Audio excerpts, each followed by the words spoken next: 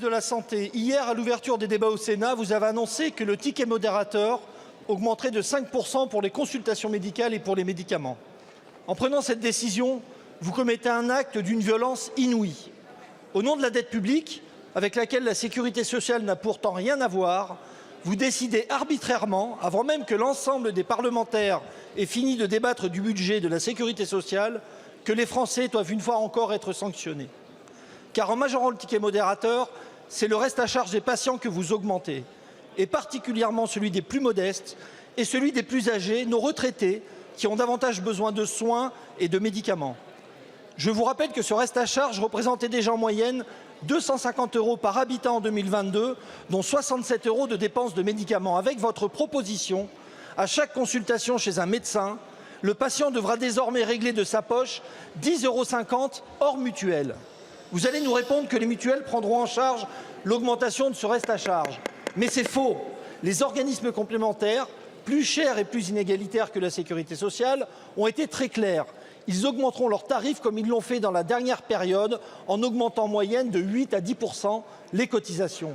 Ce sont donc bien les assurés sociaux qui paieront, s'ils en ont les moyens, puisque 3 millions de personnes n'ont pas de mutuelle.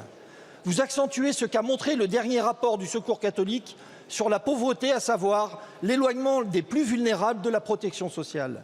Comme vos prédécesseurs, votre choix est clair, faire payer les patients plutôt que d'accepter des recettes supplémentaires qui répondent enfin aux besoins de santé des populations.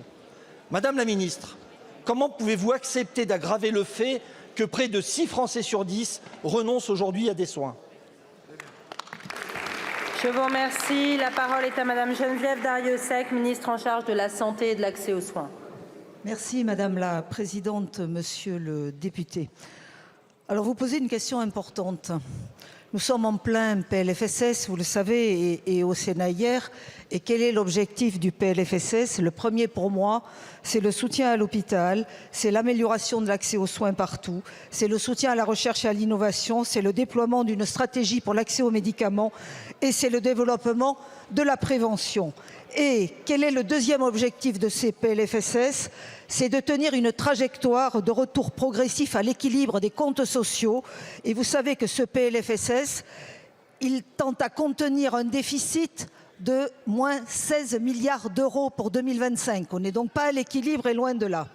Donc, l'ONDAM va augmenter de 9 milliards d'euros, vous le savez. Mais il nous faut faire des économies en responsabilité à hauteur de 5 milliards d'euros.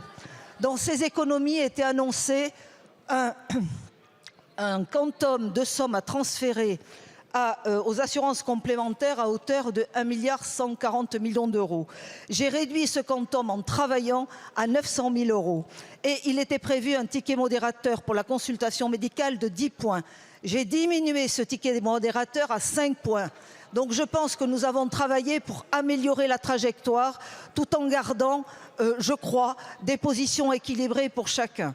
L'accès aux soins, pour moi, est important. L'accès à la consultation médicale est absolument majeur.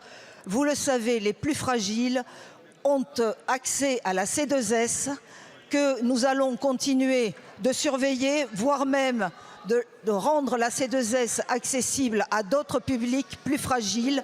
Donc les plus fragiles auront cette capacité à continuer d'être protégés.